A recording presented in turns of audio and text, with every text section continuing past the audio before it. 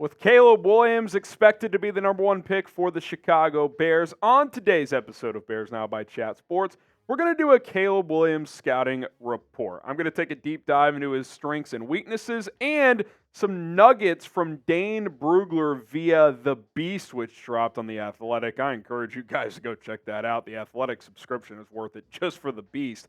He does a great job, so we'll have some tidbits from him in here as well as we break down the hopeful next franchise quarterback for the Chicago Bears.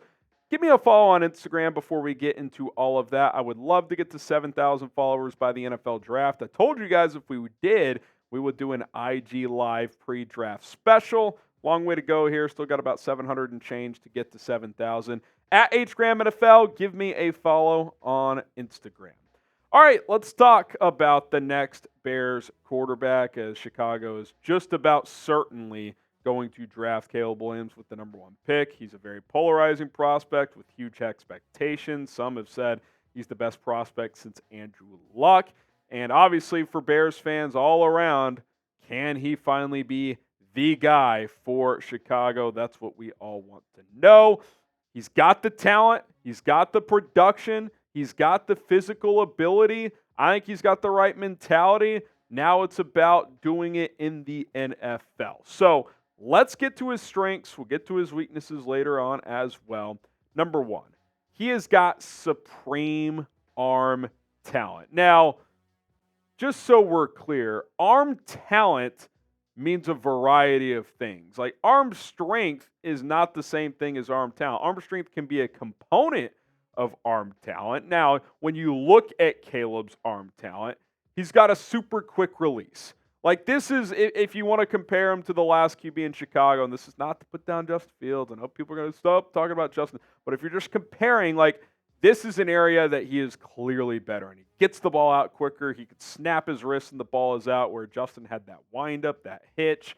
That is going to help in the quick game, the screen game, all that stuff, being able to throw at the last second if needed as well. The different arm angles, big component of arm talent. Ryan Poles has talked about that in terms of when asked, is he like Patrick Mahomes? The arm angles is something he's pointed to in that regard. He can throw with touch and velocity, which allows him to layer passes over linebackers in front of safeties. Arm strength, which isn't mentioned in here on its own, but certainly a part of that. He can throw the ball 70 yards. The velocity I mentioned, he's got the fastball in the tool kit as well. And he also can throw off balance and off platform. He can be flat-footed. He can throw fading away. He can throw rolling right. I think his ability to throw rolling left as a right-handed quarterback is very unique, with his ability to snap his hips and throw the football. He can do it all from an arm talent standpoint. There is not a throw that he cannot make. All right, number two, when you go through his strengths here. He's got great pocket feel and awareness. Dane Brugler called it rare awareness. And I think this is an underrated part of his game because, casuals will say like, can he play from the pocket, this and that. And yeah, like sometimes he gets on the edge and he likes to make crazy plays happen for sure. But I think something unique about him is his ability to identify and feel pressure and kind of find these little crevices in the pocket that he can step into or evade and then step up and throw the football. He's always keeping his eyes downfield, which I really, really like as well. He's really good at that. Like, his footwork in the pocket is great. He sees where the pressure's coming from. He feels that blindside pressure. Obviously, you can see it in front of him as well. I think that's something he's pretty advanced in comparison to a lot of QB prospects that are coming out. Be honest with me, Bears fans. I know some people are still conflicted. Some people aren't Caleb Williams fans. What is your excitement level for Caleb Williams in Chicago? One being, not at all. You don't want him. 100 being, you're unbelievably excited. I'm in the 90s, man, if not 100. I think this is by far the best QB prospect in this class. I think the Bears have set him up well with pieces around him. I'm fired up. I can't wait to see what he can do. Next strength for Caleb is what most would call scramble drill plays, and what Dane Brugler quoted is baller mode. Here's the quote from Dane Brugler via The Beast. Again, go check it out. Williams is at his best with receivers who know how to get open on scramble drills. His teammates call it, quote, baller mode.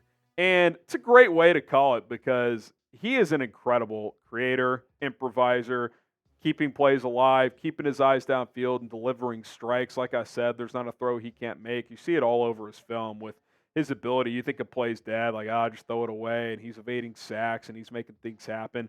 Well, we'll talk about his weaknesses in a minute. He certainly at times tries to do too much, but his ability to just find something out of nothing is rare. When you see the Mahomes comparisons, and again, I don't like that comp in totality, but shout out to the Eclipse. But again, that's kind of why people make those comps, because you're like, whoa, that looks like Mahomes finding something out of nothing. So baller mode is definitely there. You definitely like someone who can do those things when he needs to.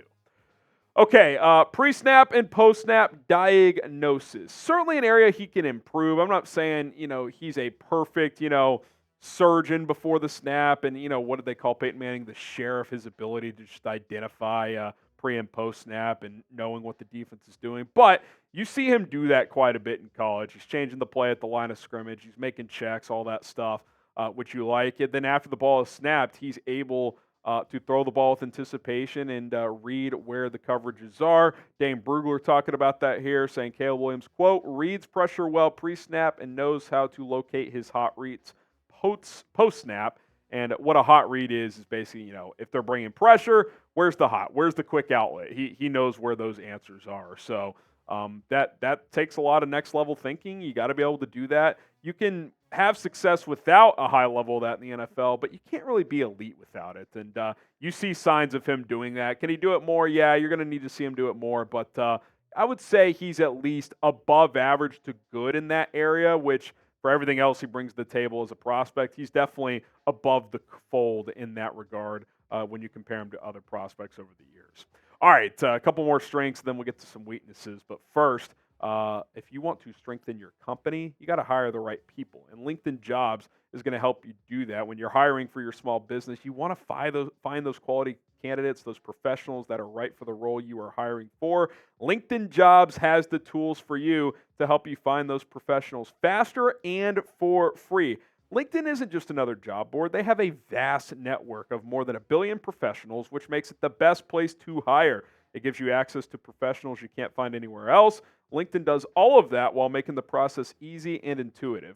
Hiring is easy when you have that many quality candidates. So easy, in fact, that 86% of small businesses get a qualified candidate within 24 hours. LinkedIn knows that small businesses are wearing so many hats and might not have the time or resources to hire without help. That's where LinkedIn comes in. They're constantly finding ways to make the process easier. They've even launched a feature that helps you write job descriptions, making the process easier and quicker. 2.5 million small businesses and counting are using LinkedIn for hiring. You should be the next business to do so. I can tell you from experience at Chat Sports, now that I'm a part of the interview process, we have found so many better candidates over the last few years to help build our staff through LinkedIn Jobs. They've been absolutely fantastic for us, and they can be for you as well. Post your job for free at linkedin.com/NFL Daily. That is linkedin.com/NFL Daily. Link is in the comments and the description of this video. Go check out LinkedIn Jobs and hire the right people. Okay, final strength, and there's certainly more, and I'm not going to get to every little strength and weakness. You could probably come up with 1 million for each side of every player that you scout. But he's a rugged athlete. He's a tough runner and overall competitor. You see that a lot, not just on scrambles, but just fighting to keep plays alive. When you see his rushing numbers, almost 1,000 yards in college, despite not, doing a lot of design run stuff and looking to throw the football. The 27 rush TDs is a good example of this. He's a willing runner in the red zone trying to get into the end zone. There's a couple of plays, I'm sure you guys have seen it when watching his highlights, where he's just scrambling. He's got like a linebacker or a safety trying to pop him. He'll just stiff arm him. Like he's a thick guy. I mean, he's 217, 6'1 and a quarter, 6'1 and an eighth, whatever it is. He's not 6'3", 230 like Justin Fields was, but he's built. I mean, you look at him up close. He's got thick legs. He's got strong upper body strength. He's not a $190. This isn't Bryce Young running around. He's got some good size to him for sure. All right, let's get to some weaknesses here. He's loose with the football. There's no doubt. And I don't mean really as a passer. I mean like literally loose, like he holds the ball loose. Brugler points to it here on the beast in his write-up. He said he holds the ball loose from his body. Ball security is a major concern in the pocket and as a ball carrier. 16 of his 33 career fumbles came in 2023. Clearly an area he's got to clean up. And, a lot of this is, I think, in times when he tries to go into baller mode and he's evading pressure and doing all this stuff, well, instead of tucking the ball away, he's like kind of holding it out, and then, someone comes from behind that he didn't see as he's evading two other dudes and pops the ball out. Like, again, like you got to pick your times when you're doing all that stuff, and if you are doing that, you got to secure the football because turnovers just kill you in this league. And the good news is he's a very low turnover guy when it comes to interceptions. It's just about ball security with the fumbles. Luckily, a lot of that's technique. You can clean that up. And, hey, if you're going to scramble, tuck the ball away, two hands on the ball, whatever it is, something he'll clean up, but certainly can clean up at the NFL level. Before we get to the next weakness, we're getting closer. NFL draft is almost here. We'll have you covered with the latest Bears news, rumors, and mock draft coverage and a whole lot more. Daily content here on this channel, so if you want the latest around the Chicago Bears, go ahead and subscribe. Weakness number 2, he bypasses easy completions. He does. You saw that more this past year at USC, and the exciting part for me, and I think these are his two biggest weaknesses, is these things are fixable. You can be more secure with the football when you're scrambling or in the pocket, etc. That's just, a habit thing. Like, hey, two hands on the ball, like I said, all that stuff. And you don't have to turn down completions if you see him there. Like, he sees it a lot of the time. Let's get to Brugler first, and then I'll further explain. He's guilty of bypassing singles and doubles as he searches for home runs and asks too much of his offensive line. 240 of his dropbacks the last 2 seasons lasted 4+ seconds. He can get stuck on reads too long, and eyes need to be more efficient and manipulative. I think a lot of this was in 2023, but even the prior years as well. And I think a big reason for this, now this does not excuse it, but USC's defense was absolutely horrific. In Caleb Williams' losses in college, they gave up an average of 43 points per game. I think Caleb Williams got into some bad habits because he started chasing home runs, grand slams, because he felt like he had to score every drive and at times every play for his team to have a chance to win. He tried to do too much. And you got to pick your times when you're going to do that, especially in the NFL with these crazy athletes. And look, it can be done. Guys in the NFL going to Superman mode. Lamar Jackson, Patrick Mahomes, Josh Allen, like these guys put on that cape. Justin Fields has done it at times, especially as a runner.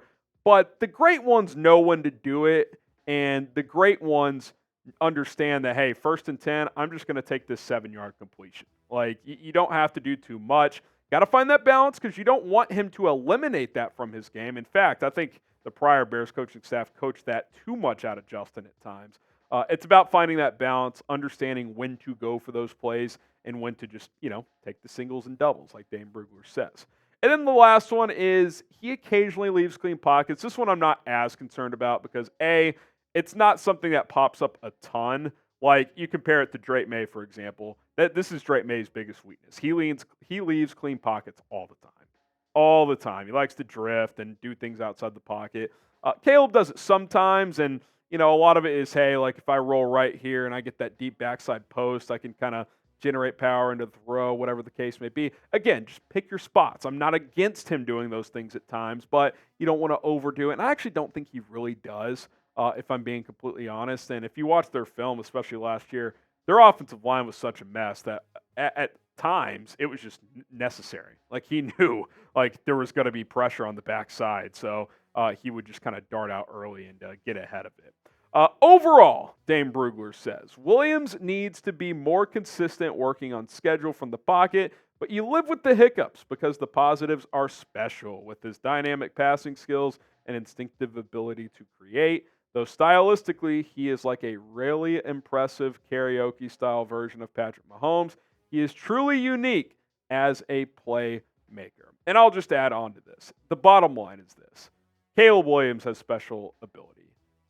Don't take my word for it. These scouts, these experts who have been doing this for decades, they don't throw out Andrew Luck's name, Peyton Manning's name, Burrow, Trevor Lawrence, like, lightly. And Trevor Lawrence, I get it, hasn't been great, but like if that ends up being the floor, like That's pretty damn good for what the Bears have had historically. Like all prospects, there's things he's going to have to clean up. There is no perfect prospect, but there's a real chance there's a superstar here for Chicago. I mean, there really is. He's got all the ability. And again, I think the Bears have done well to set him up where he doesn't have to do it all early on. He can ease into it. He's got a good defense. They're going to be able to run the football. He's got QB-friendly receivers in DJ Moore and Keenan Allen. So I'm fired up. Is it a guarantee he's going to work? No, but I haven't been this confident that one's going to work in a long time. I was confident in Justin Fields working here, not to this level, because the structure in place is better, and quite frankly, Williams is a better prospect. Do you believe in him? Type B for believe or D for don't. I do. Obviously, we have to see it in the NFL. I think we're going to see it pretty damn soon.